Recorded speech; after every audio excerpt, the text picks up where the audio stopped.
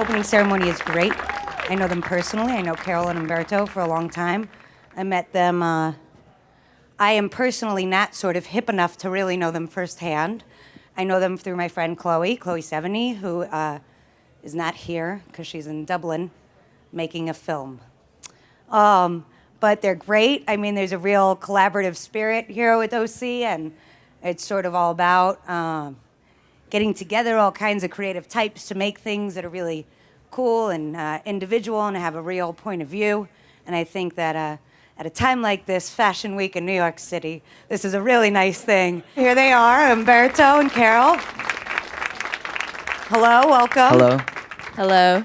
Thank you for that intro. Yeah, you're welcome. You had a big show last night. Yes. How did that go? It went well. Yeah? We had our fall-winter 2015 collection, and we showed a photography show of our really good friend, Spike Jones. Oh, there he is, Spike Jones, ladies and gentlemen. And that inspired the collection, so yeah, people got to see the process. And so it was like a bunch of photos, right? I read here from 1985 to 2005. That's a lot of pictures. 240 photos, to be exact. And then you guys put them on all kinds of, it's going to be like a Chloe face and a Kim face. Yeah, there's some collages that we made with some of the photographs, and there's kind of different ways that we dealt with them. And I think what was really great was it was a way for people to experience two distinct things, the clothing, and then also to see these photographs that had never been seen before. So I think it was a pretty special moment. How does an idea like that come to be? I mean, obviously Spike is a really good friend of yours who you guys see all the time, but so maybe it's a twofold question I have. But sort of like, how does it come up with somebody as close as Spike, or how does just an idea like that come to be? Because you guys do so many of those collaborations. We do. A lot of it starts off with conversations and storytelling, and this one in particular was really a special conversation that Spike shared with me. I had been bugging to see his photos for years, and 6 or 7 years. Finally, he got organized and said, hey, if you want to look at it, I'll show it to you. And so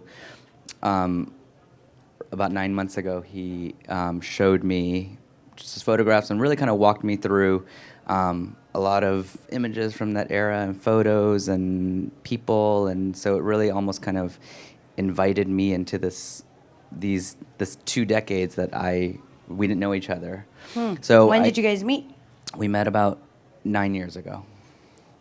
And so I think that it was really exciting for him to share this with me. And I asked him, I said, oh, can we do a collection? I want to do a collection inspired by these photos. And he said, go for it. I don't know what that means, but go for it. And so then through the process, these images kind of hung up on my wall as photocopies. And I said, oh, it'd be great if we could show these photos with the collection so you could really see the process as a viewer from inspiration to what we created. And that's what ended up happening last night. And then in a more like general way, do you feel like it's always inspired by something like that? Like it's usually so firsthand in that way of a friend or somebody that you know personally that kind of sparks something?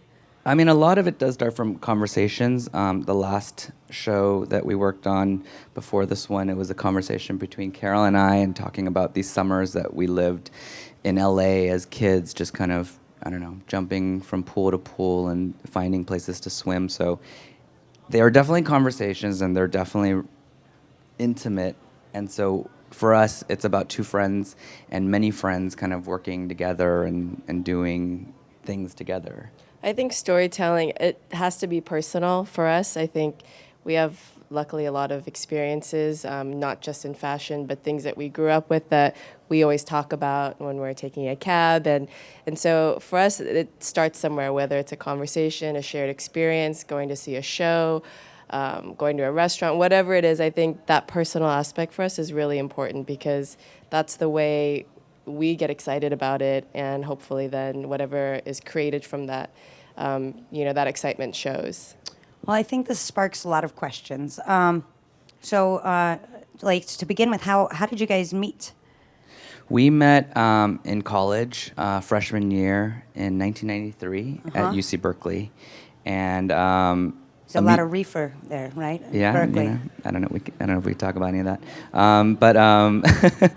but yeah, and really we met because a friend of mine brought me over to her house, and she was getting ready to go out. We were going to go to San Francisco, and Carol was her roommate, and she was in pajamas, looking like she was studying or something. And I said, "We got to go out," and she's like, "I got to study. It's 10 at night. Where are you going?" And so I forced her to go out with me, and that's kind of what started. Kind of a, I don't want to spend too much time on this, but specifically, what kind of a night was it? What happened that night? Well, Humberto had his car freshman year, which was kind of a luxury because as freshmen you normally don't have What cars. kind of a car was it? It was a red Toyota Corolla with cow print seat covers. Oh, shit. Definitely. It was a Honda Civic, and it did have cow print covers. Honda Civic. Hatchback. Rashomon over here. Yeah. Mm-hmm. We, I think, went to go listen to Mushroom Jazz in San Francisco at yeah. Cat's Alley. Really. We were trying to be adults. That wasn't really what I was into, but I was trying to hang out with these girls. And What did you want? You want to just hang out and party and whatever? See what happened? I don't know. Well, you know, those were different times, right? I think I was confused still at Yeah, that time. because now you guys are like parents. So there's not a lot of partying, No. right? Well, Oh, no, we still fit it in. Yeah? 2 nights a week. 2 nights a week. What nights? Tuesdays and Fridays. Anybody up for going out? Is this like the dance party stuff that you guys get into? Yeah. Actually, Carol's 40th birthday is next year. Oh, yeah? No, this Friday. Sorry. This Friday. Either We way, won't it's announce where important it that we is, make but- a plan. So I feel like let's just commit to both things. That way we don't have to look anything up. You know? When you guys made the children, did you decide to do that at the same time? Or how did that come out so perfectly? Thanks, Natasha. No. I'm just wondering. I'm just like, I think that that's really pretty special that you guys have built such an incredible life together, that you guys are like pals from the first night, you know, and continue to be inspired by each other. It's pretty. Yeah. I think that, well, when I got pregnant, I was like, "Oh, Humberto, I'm pregnant." And he's like, "Oh my God, that's great." And I said, "You know what? You should have kids too." I was like, "I'm going to look it up for you on the internet." And so I went to the room next door. I looked it up and I made it an appointment. We were in Paris at the time. And I was like, "When you go back to New York, you're going to meet this agency." And I mean, luckily it all worked out. And then a year later, he and his partner are. The favorite question is, oh, you guys work together and you guys are really good friends, but after work, I'm sure you guys don't hang out. But the truth is, we basically call each other right after work, and we're like, "What are you doing for dinner? Let's hang out." And then we live in the same building. We have the same friends. We do the same things. And when she decided to have a baby, I was like, "Of course, I have to have a baby." And then accidentally, we had twins. And then Carol was like, "Oh shit, he got 2 babies. I gotta have 2." So then she got pregnant. And she had her second baby. So now we're even, and that's how. And that's it. Everybody can move on with their lives. And then Finally, yeah. Carol's moving to Brooklyn, and then now I'm moving to Brooklyn, and we're 5 minutes walking apart from each other, but we're just really good friends that like to hang out with each other. Is there going to be an OC Brooklyn in the I don't future? know. Why not? Yeah. I guess it would have to Maybe. like give it like a territory or whatever, however Brooklyn works. You couldn't just be like, OC Brooklyn. Nobody would know where to go. And when you're talking about like being inspired by things, I remember that there was this one trip I really wanted to go. I know you guys always plan these great trips and sort of vacations. There was one to the Great Wall of China I really felt like I missed out on. That was a fun one, yeah. And we had about 20 people with us, going Yeah. from Hong Kong to Shanghai to Beijing. I mean, and that's extraordinary. Now you brought your parents on the trip, right? We did, as well as Chloe and friends and Mm-hmm. people we work with. But yeah, I mean, I think that we like hanging out with everybody. You know, I think that this idea of community and really kind of, I don't know, being with our friends is really exciting for us. Yeah, I think for us, we don't like to separate the process. I think we're really lucky that we really enjoy work, and I know people say that, but we really do. I think every day we go in, we have the, lucky position to think about like, oh, this person, we're huge fans of them. Maybe we should just send an email to see if they would be interested in working with us. And we've been lucky where people are either intrigued by crazy emails we send them, or, they're like, okay, let's see what, the project can kind of turn out to be. And I think for us, it's like if you don't ask or try or put yourself out there, then things don't happen. So we're always pushing each other. Something that I think is interesting in general is kind of this idea of being like a self-made person, and for homework purposes, I was on the phone with Chloe at length today to try to get ready for this thing, and it was something that we were talking about. Is just the idea that you guys are like first generation American, right? And so, how do you think that sort of contributed to being like, I'm gonna like leave my mark in this world, or I'm gonna like make a place for myself, or just can you talk about that a little bit? Yeah, I mean, Carol and I grew up in the suburbs of LA, and our parents. Very, very tough territory. and and Carol's parents were jewelers in a mall. My mom sewed garments in a massive factory, and so we both kind of watched. We were always around. We were helping our parents out, and we were working with them, and I think that really inspired us. And there was a lot of, you got to do good. You got to do good in school. I think that was something that we really both felt the need to do. So I think that kind of persistence, and I think one of the things that we learned is that hard work would lead you to freedom to do what you wanted. And I think that's probably my biggest takeaway, was if you can really work hard and do what you love and what you love well, that it would allow you to do whatever you want to do. And I also think that it led to a curiosity because, I think our parents knew one type of upbringing, and it wasn't like they were in the States, like, taking us to, like, the new movies that came out. And I think we became very curious because I think we had one side of it with our family and relatives, and then we were also growing up where there are things that, we just became very, very eager to learn, whether it be about music or magazines and reading things. And I think looking actually at the photographs that Spike took, those were things that we grew up with that we were like, that really influenced and shaped, I think, experiences that we had. And I remember like images, and also seeing the Matt Hoffman documentary was like super moving. I think those things for us, I think, inform the way we work. We just like to know things, and we like to go to the source and be curious. And we always said to each other, if we don't have that curiosity anymore, if we don't care, then it's time to do something else. And so I think growing up, having that, we sought it out. We didn't grow up with that much money. We shared the magazine subscriptions with our friends, and you'd wait in line at Tower Records for those concert tickets. And it was just, you were hungry for that kind of learning, and, it kind of stuck with us. And it was all also in an era where we lived pre-internet. Yeah, I was just going to bring that up. Don't you feel like that's, like, no offense to any of the kids in the audience, right? Do you feel like that sort of affected a generation in a way? Like, I always think about, like, you had to really figure out who you were firsthand. Like, you had to come up with it and sort of research it and be like, why am I so uncomfortable in my skin? What do I do about this? It's a nightmare.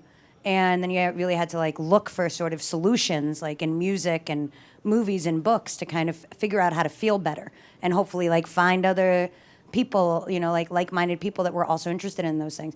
Do you feel like that's really changed because of the internet age, so you could just, like, get it so quickly online, get all your information?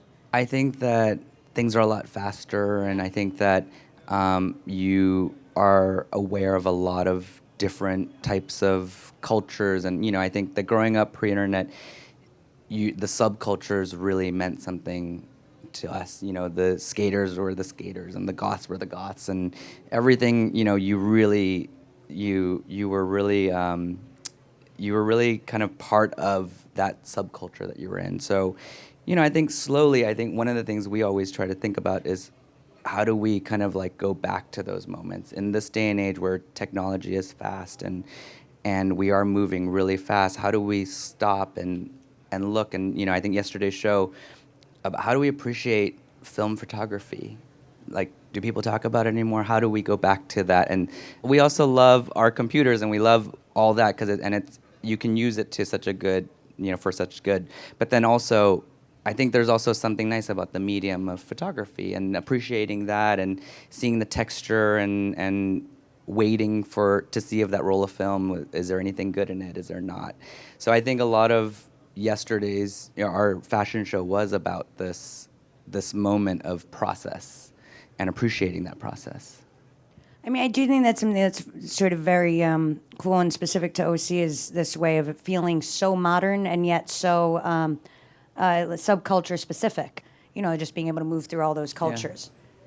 No, it's true, and I think that like I said, I think a lot of it starts from conversations, and even working with Chloe, it's about these ongoing dialogues that we have and that we talk about, that we reminisce on, and Carol and I have a lot of conversations, and there's a lot of friends that we invite into the conversations that help influence us and what we're working on. Let's say you're a young person and you want to kind of like get involved with OC and you kind of like wanted to get your attention somehow or kind of like come work with you, come work with you guys. What is it that you are looking for in somebody? What is it that would make you feel like, oh, this is an exciting new type that I want to be involved with? I mean, I think that what's interesting is we're actually really easy to reach. So I feel like... How do I reach you? Well, more I feel like often, I've known you a long time. It's been pretty tricky, more often actually. than not, we answer the phone when you call the main office line. So where- you're where the listed like reception Yellow is. Pages type of thing, or No, just but like online? yeah, just if you look go it on our up? website, you can ask a question. There's purple at openingsceremony.us. But yeah, so you can email us, and we look at all the emails and we see Personally? everything that comes through. Yeah, we look at everything that comes through. And if you're a person, I mean, I think the things that really excite us is when we see something super authentic and super real and people really passionate about what they're doing and what they're about. To us, it's the most exciting way to meet somebody new or see something come through. It's something really original and exciting and authentic. So let's talk about Kenzo. How did that happen? Kenzo happened because Carol and I were celebrating our 10-year anniversary at opening ceremony, and we kind of asked each other and said, it's been 10 years, what's next for us, what could be really interesting? And I think one of the things that we felt is through opening ceremony, we've worked on a lot of collaborations, partnerships, and, I think helped a lot of young designers, which is something that we've continuously really been excited about. But we asked ourselves and said, what would be a great next step for us that would be really fun and exciting? And we said, what if we, creative directed a company? So we threw out all these, we kind of sat down and wrote out these lists together and said, what about this idea? What about this idea? And so we kind of put it out there. And Kenzo was actually on the top of our list because it's an old Parisian brand. He was the first Asian to really kind of make it in Paris, and we felt like we loved his story, and we felt like his brand hadn't been touched in a wrong way. So we felt like it had a really good new story that we could tell well, and so we put it out there, and 3 days later we flew out to Paris for this job interview. And they said, you know what, we actually have the designer already picked. Who was that person? I can't really say. Asking the tough questions. And so, so we said we can't. So we said,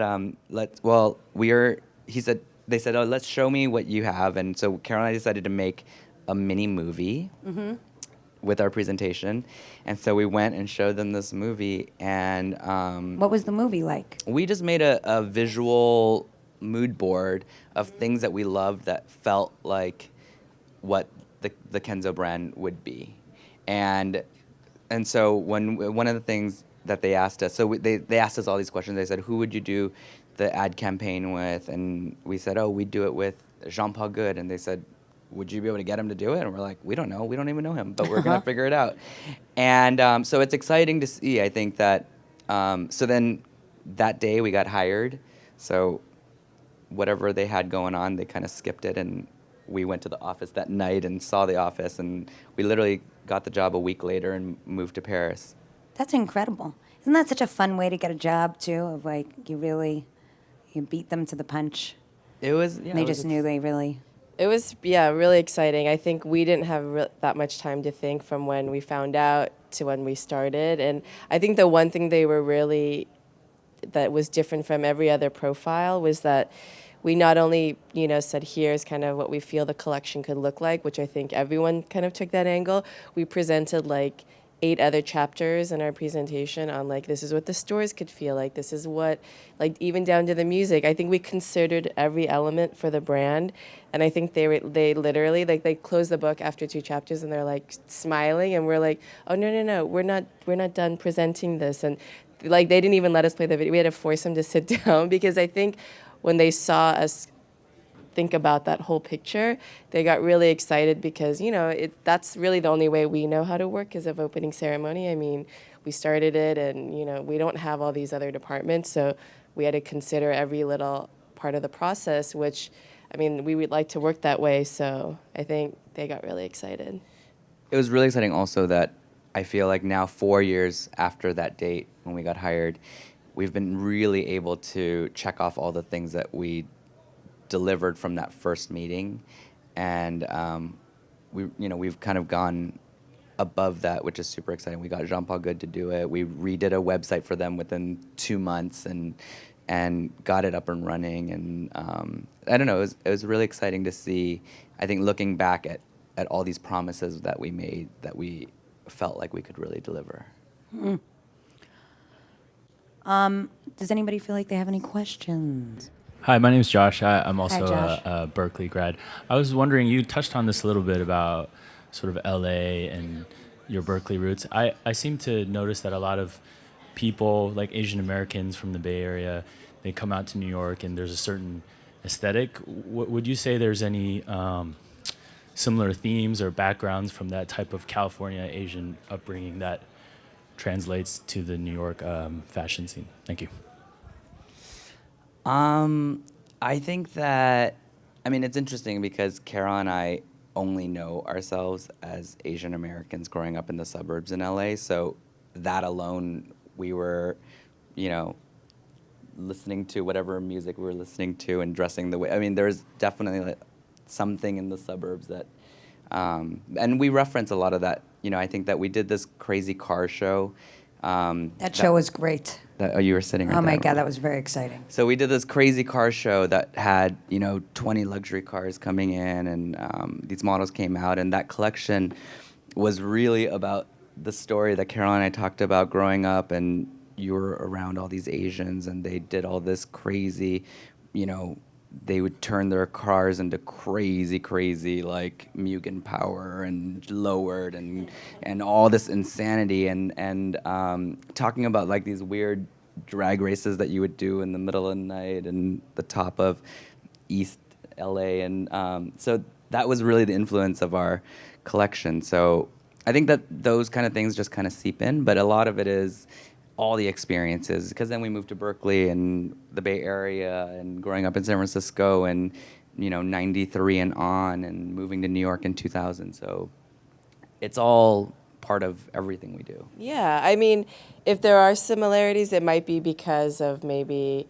growing up with Asian parents and kind of growing up that way. But it's funny that there are a lot of people that have come from California to New York to design, and we're happy to see that. But, like Humberto said, I think our experience is what we know, but I think we have a similar experience to a lot of people growing up at that time period. So it doesn't surprise me that there might be similar references, because I'm sure we were at similar shows and going to similar clubs in San Francisco. So I think that those things kind of cross over.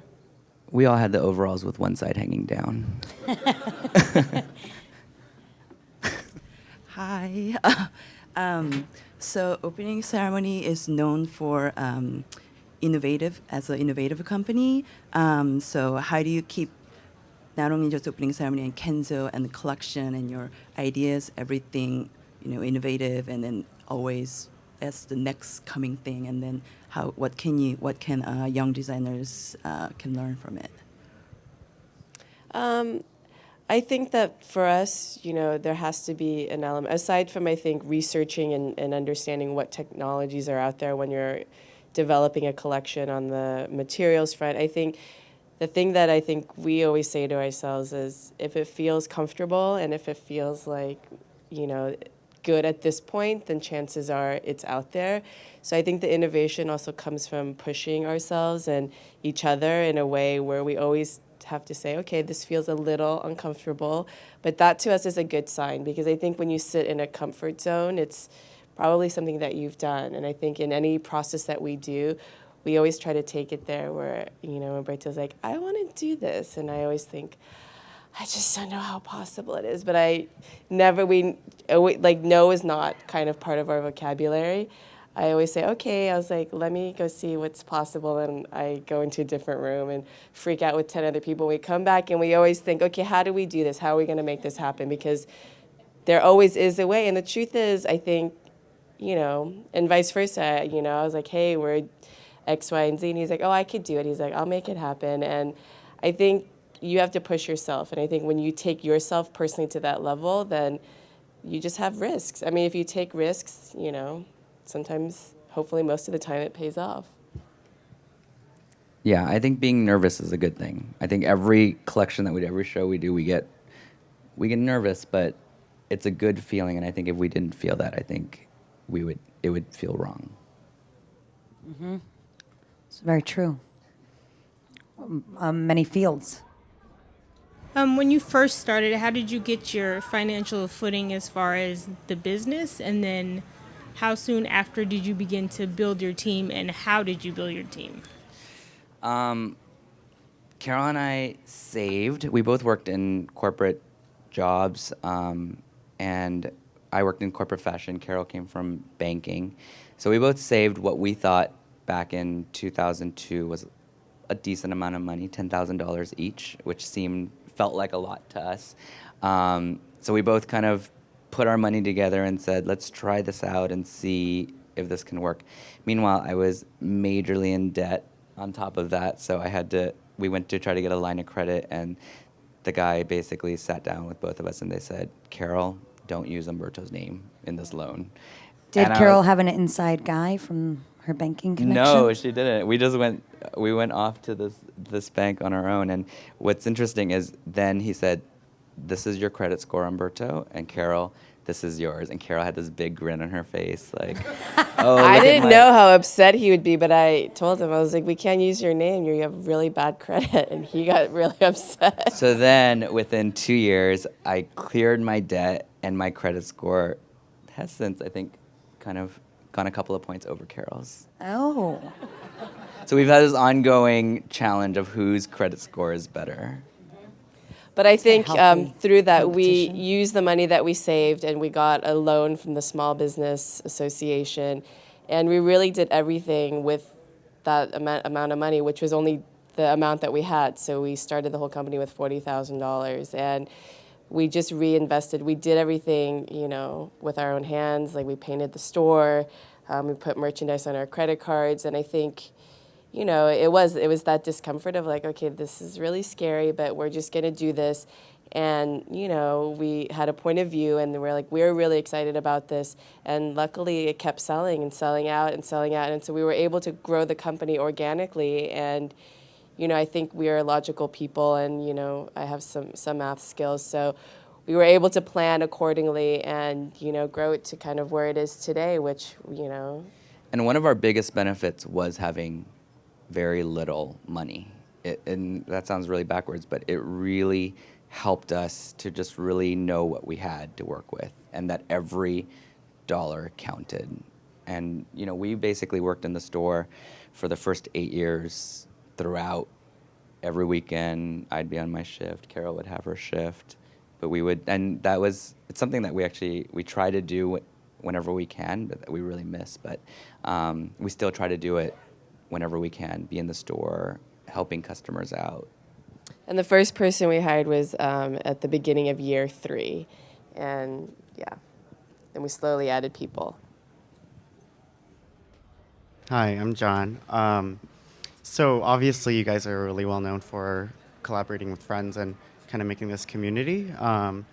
But when, you've been told, and when you try to do your own thing, that don't work with friends and family, it's just going to create this tense relationship. And you guys have obviously worked past that. And I think we all have experiences where it's not it didn't go so well. And how do you manage to blur that line between personal and workspace and still keep it fun and collaborative and not ruin relationships? That's a good question. I mean, I think that when we first started, even before we had the store or anything, we both sat down and we said, okay, so, this is all good and all, but what happens when we both disagree on something? What happens when we both have different points of views? And, I think one of the things that we had discussed and decided on is we each had our own roles, and that I was creative director, Carol was CEO, and we, at the end of the day, if the problem or the question was in our field, that we would be the final say, and we've really kind of held true to that, and I think that's really kind of helped bridge this relationship, because it's pretty black and white, it's pretty finite. There's no gray areas in our relationship. I think you have to be very clear about that, the roles, and also just, you have to be able to talk about all the things that could go wrong. And we drafted a little agreement between each other, which, we thought was very important. We're like, what if you don't show up to work and you don't do that? Ways that we could address issues that could come up. And I think, and we meet once a year and we talk about where we think the company's going. I think we have that dialogue with each other, but you just have to be aligned. And I think you have to be very upfront about expectations, and with that, then there isn't room for kind of misunderstanding. And in the same way, we, even with our friends, we try to be pretty clear too. And I think as intuitive people, you can sense where there could be issues, and you just talk about it from the beginning. So we've been pretty fortunate where we can do that. But we also, I think coming from backgrounds where we have worked with friends before, we understand kind of the things that we want to address quickly. I think also admitting what you're not good at, because I think that's one of the things that we've been very clear about. And I'll say to Carol, I'm not good at this, I'm not good at that, don't make me do that, I can't do that. And then we'll have very honest conversations about what we're good at and what we're not good at. Hi, my question was basically you're talking about the company growing and where it's going now, but where did it all begin? You guys met at Berkeley, but what made you want to be in fashion? What inspired you to build this company and grow it to where it is now? I think that we took a trip to visit the friend that actually introduced us at Berkeley to Hong Kong. We were living in New York, hadn't taken a vacation, and on this trip, I think we had such an incredible experience, not only discovering Hong Kong through our travels, but meeting people designing out of there, young designers, people starting magazines, different creative people that really inspired us. And, when we came back from that trip, we said, God, wouldn't it be great if we could turn this into a job where we could maybe travel to a different country? It was really kind of a naive and almost a selfish motivation of we're working these corporate jobs, and yes, we can kind of see what we would be, we could see a career path, but we really wanted to take a risk. And we said, we've always had a very similar point of view, and we know that we had different complementary skills. So we really said, let's try to create something. And we love so many different types of things. I mean, when we first opened the store, we wanted to keep it, we kept it open until midnight. And we're like, we're going to keep it open. We're going to have a lazy Susan where the cash wrap would turn into turntables. And so we actually we kind of had versions of that. And then we had to work the store though. So we were there from 10 in the morning till midnight. And then we'd be hanging out, and we're like, wait a minute. After our first week, we're like, wait, our friends aren't coming over as much as we thought they were going to come over, and who are we DJing for ourselves? Yeah. And so that quickly went away. And so but yeah, I mean, I think that it started from this idea of two friends being able to travel and do what we loved, which was hanging out, shopping, finding new things, and digging and digging. And I think that we both realized we had this shared passion of digging for things and finding answers and finding things. So it was really exciting to we came up with this idea called Opening Ceremony, which was every year we would go to a new country and find new things and feature new countries, work with the consulate of the countries. And when we told this financial advisor our idea, he was like, "You have a crazy plan." He's like, this sounds so crazy. And we're like, "I know, isn't it great? It's so fun." And so it just kind of it started that way, and it started super organically, and it really was this first trip that inspired Like everything the that Olympics, followed. right? It is. I mean, we named it after the Olympics because we Carol and I thought about like what other entity out there does the same thing where it celebrates a new country, every so often. So the Olympics every 2 years now goes to a new country, it sets it up, and it works with the country or whatever. So we felt like every year we would have this new celebratory opening ceremony for our store. So it was almost an automatic refresh button, and we would, every September we would just bring new things in and really announce that something new was coming. So in many ways it felt like just a celebration, and that's kind of where the whole name came from, and yeah. We want to thank you all for coming out today. I read something good that I saw on the internet today, and Thank you, Natasha, for Yeah. being thanks. a great moderator. Thank you.